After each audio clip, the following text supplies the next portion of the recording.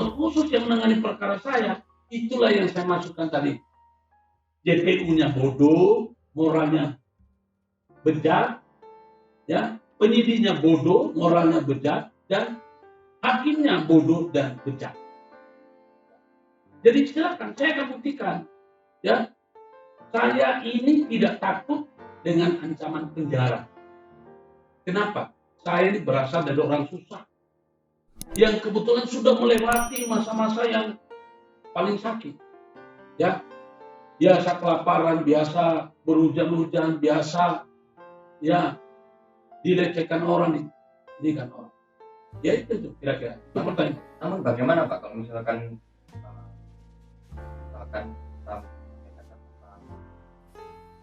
ada yang perasaan yang tidak, yang maksudnya perintah. Ya tadi itu ada yang saya kurang jawab. Jadi hakim-hakim ini kan sebetulnya berdasarkan undang-undang.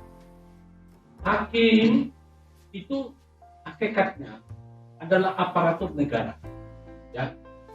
Aparatur negara itu ada namanya perintah jabatan yang sah. Ya. Perintah jabatan yang sah adalah perintah jabatan yang sah secara objektif. Jadi kalau hakim memutus perkara sebagaimana ketentuan hukum dan SOP, maka itu disebutkan perintah jabatan yang sah.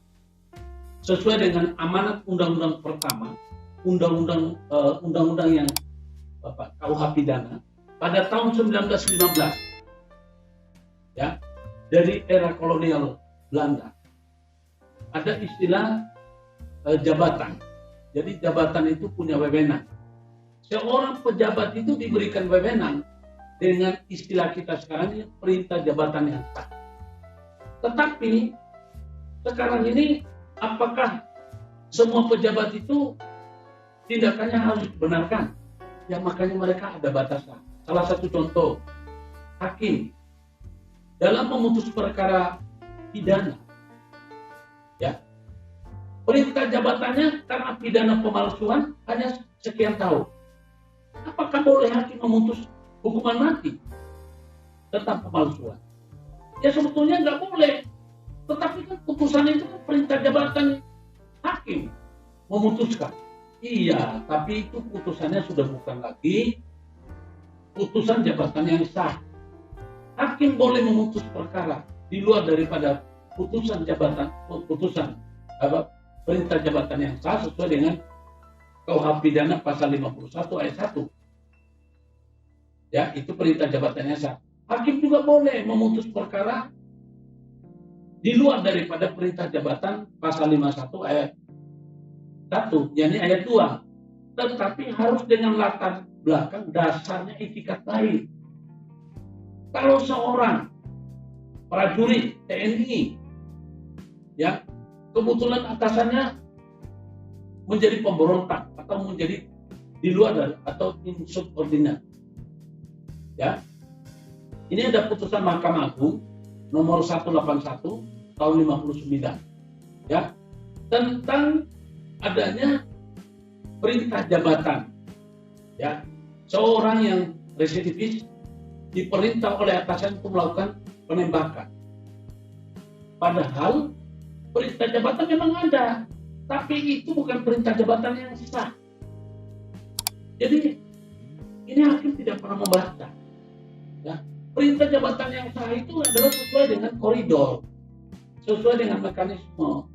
Bukan berarti hakim itu boleh memutus perkara sampai hukuman mati, lantas orang yang mencopet tiba-tiba dikasih hukuman mati, ya kan?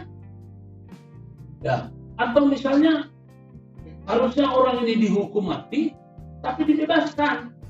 Itu kan bukan perintah jabatan yang sah, walaupun hakim punya wewenang untuk membebaskan.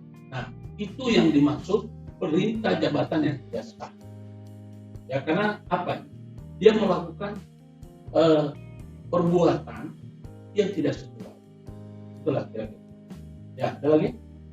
Tadi Pak, apabila ada kemungkinan hal yang tidak kita pilih di banyak sekali yang ini kan suka-suka atau atasan memerintahkan seperti ini gitu. Sebenarnya apa yang harusnya dilakukan oleh terdakwa atau masyarakat ketika Jadi bagi masyarakat yang seperti saya bilang tadi, kan hakim ini sering memutus perkara memang orang itu bersalah. Kalau orang sudah bersalah, kan orang yang bersalah itu kan memang dia merasa harus bertanggung jawab.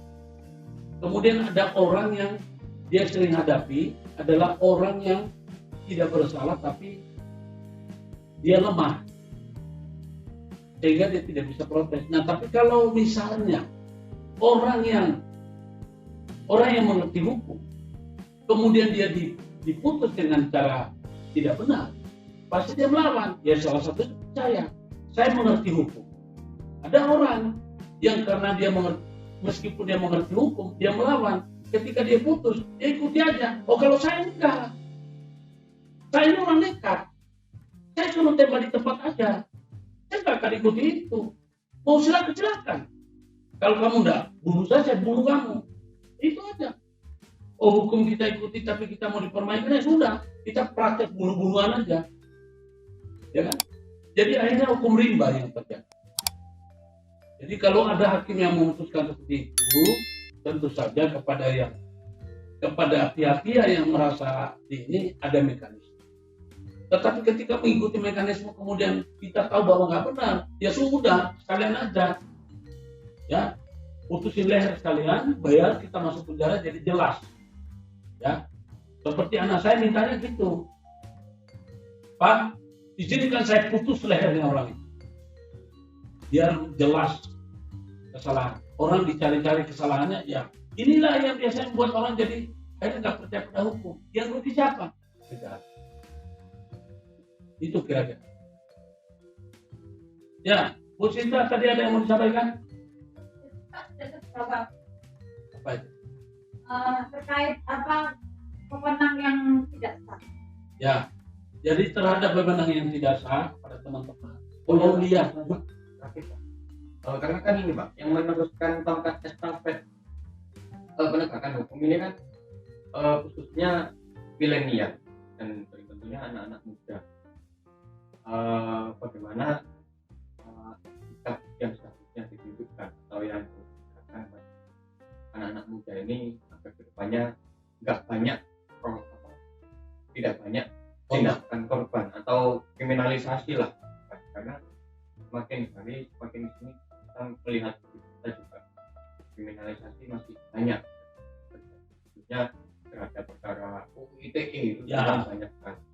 Baik, itu pertanyaan yang bagus. Ya, kepada kaum milenial, ini pertanyaan dari saudara siapa namanya? Effendi. Saudara Effendi ini dari universitas mana ya? Dari Wijaya. Oke. Jurusan apa? Dari jurusan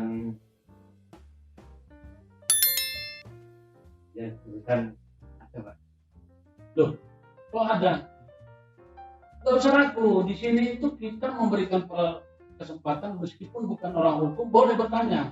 Iya Pak, kan yang kadang jadi pertanyaan adalah kalau misalnya orang bukan kuliah di jurusan hukum berarti kita tidak dianggap cakap hukum, padahal kan itu yang menjadi momok juga untuk anak milenial Pak. Jadi begini, saya perlu kasih tahu. Justru sekarang ini banyak orang yang pintar, dia bukan dari fakultas hukum. Banyak orang yang mengerti hukum sekarang ini justru bukan dari fakultas hukum. Itu makanya saya tanya tadi. Karena fakultas hukum kalau kita melihat diajarkan di kampus-kampus itu, terus saja hukum yang hanya sekedar teori yang jarang terjadi di dalam praktek.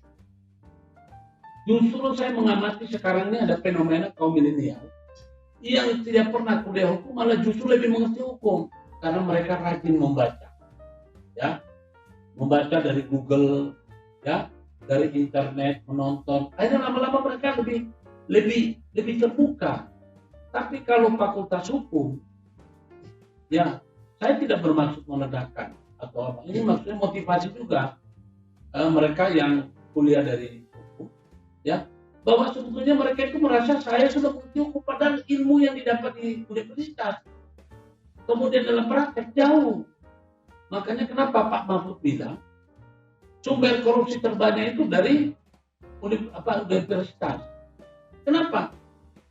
Karena dia mengajarkan tentang hukum itu salah, ya kan? Kemudian ada seorang guru dia mengatakan bahwa dibubarkan saja fakultas hukum itu karena nggak ada gunanya. Ternyata tidak mengajari orang untuk mengerti hukum. Jadi begini, saya perlu sampaikan, kaum milenial itu jangan minder, karena pemahaman terhadap hukum itu tidak boleh hanya dimonopoli oleh kaum sarjana hukum atau yang kuliah di hukum. Itu satu. Kedua, bahwa tidak ada jaminan seseorang yang kuliah di hukum dia pasti fasih terhadap ilmu. Buktinya sekarang ini kita lihat kadang-kadang, ya mohon maaf ya, Anda bisa lihat dari Ketua Mahkamah Konstitusi ada berapa orang yang dipenjara. Padahal mereka itu malah hakim loh. Kemudian hakim-hakim berapa banyak di penjara. Jadi makanya kita ini sebetulnya harusnya ada reformasi secara besar-besaran. Setelah ada satu saja hakim yang masuk penjara, harusnya penerapan hukum kita ini harus direformasi betul. Tapi faktanya enggak. Mereka terlalu ya seolah-olah itu perbuatan individu. Padahal ini kan kiblatnya sama mereka. Jadi orang-orang hukum itu kalau memutus perkara, sepanjang orang yang diputus itu tidak mempersoalkan, tidak ada yang tahu.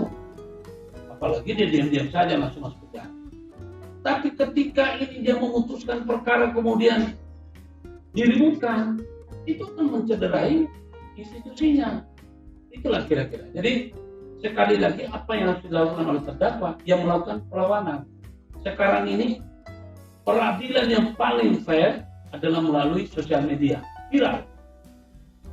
Ada istilah sekarang ini bahwa kesewenang-wenangan itu atau hukum kita itu bau, tidak boleh disembunyikan, harus dikeluarkan supaya semua orang mencium. Ya, jadi itulah kira-kira. Pertanyaannya tadi sudah saya terjawab? Yang untuk milenial lah, untuk anak muda, banyak harus sikapnya seperti apa? Yang kemungkinan menjadi pengacara atau ya tentu saja kaum milenial ini cobalah mulai belajar objektif. Jangan kita belajar subjektif. Kadang-kadang kita melihat sesuatu secara subjektif, akhirnya tentu saja orang yang subjektif itu berbeda dengan objektif, ya kan? Jadi saya anjurkan kepada kaum milenial belajar. Kalau kalian masih kurang, kami membuka ruang untuk memberikan edukasi. Baik Anda itu mau belajar secara jarak jauh ataupun kalian hadir. Ikuti saja. Di kami itu adalah kantor proteksi perlindungan hukum yang bisa memberikan edukasi kepada Anda. Ya. Jadi kepada kaum milenial boleh menghubungi kantor proteksi perlindungan hukum, ya, di kantor pusatnya di Surabaya. Anda bisa mendapatkan yang namanya edukasi, ya. Jadi Anda bisa mendapatkan edukasi. Jadi dengan Anda mengikuti sarana untuk menjadi peserta member, nih Anda akan mendapatkan kartu seperti ini, ya. Dengan memiliki kartu ini, maka Anda akan memperoleh manfaat. Satu, Anda punya legal pribadi. Kedua, legal keluarga. Ketiga, Anda bisa belajar tanpa batas. Anda juga bisa meminta perlindungan pembentengan tentang hukum dengan Anda memiliki kartu. Ini kartu proteksi perlindungan hukum yang dikeluarkan oleh Mahkamah Kebenaran, namanya lawyer. Anda dengan memiliki kartu ini Anda bisa bebas belajar, berkonsultasi, berdiskusi, bahkan kalau ada permasalahan bisa. Cuma untuk menjadi member ini Anda harus membayar. Ya, nggak gratis karena kami ini bukan negara punya. Kami ini adalah perseroan terbatas. Untuk pelajar apa bisa? Pelajar boleh, pelajar sepanjang dia itu sudah cukup umur. Artinya begini, di atas dengan umur 18 tahun kan dia sudah bisa membuat perjanjian. Artinya dia sudah bisa bertanggung jawab terhadap apa yang dia lakukan. Ya, kalau dia ini belum cukup umur, maka dia hanya bisa melalui perwalian. Ya, ini kartu ini bisa buat perorangan, bisa buat keluarga, dia bisa buat usaha. Jadi kan sekarang ini kaum milenial banyak yang punya usaha. Ya, Anda boleh meminta proteksi hukum untuk usaha Anda. Ya, ini berlaku di seluruh Indonesia. Ya, kemudian Anda punya perusahaan, mulai perusahaan yang kecil, yang medium, sampai yang perusahaan besar boleh minta. Ada istilahnya legal, jadi private ataupun bisnis ataupun yang namanya superior bisa. Ini macam-macam kategorinya bisa. Silakan dihubungi dengan nomor berapa? 0851 0851 5878 5878 9966. Ulang. 0851 Ya. 5878 9966 atau di Instagramnya ProLawyerku, Instagram ProLawyer. atau bisa kalau ingin mendapatkan kode promo bisa pakai kode promo melalui kode promo dengan kode pengacara virtual. Oke. Baiklah kalau gitu, saya sudah 1 jam lebih menemani Anda. Mudah-mudahan apa yang saya sampaikan ini bermanfaat ya untuk saudara-saudaraku ya, sehingga kita bisa mendapatkan pengetahuan yang lebih baik. Oke, secara khusus saya minta maaf kepada Anda yang merasa tercolek ya, yang tersenggol. Saya tidak bermaksud untuk menyenggol orang yang tidak terlibat dengan perkara saya, tetapi saya tujukan kepada mereka yang terlibat pada perkara saya. Saya minta maaf yang tidak terlibat. Saya tidak bermaksud menyenggol. Sekali lagi, wabillahi taufiq wal hidayah. Wassalamualaikum warahmatullahi wabarakatuh. Saya mohon maaf, beribu maaf. Salam kebenaran, salam kebenaran, salam kebenaran. Equality before the law. Kita jumpa lagi di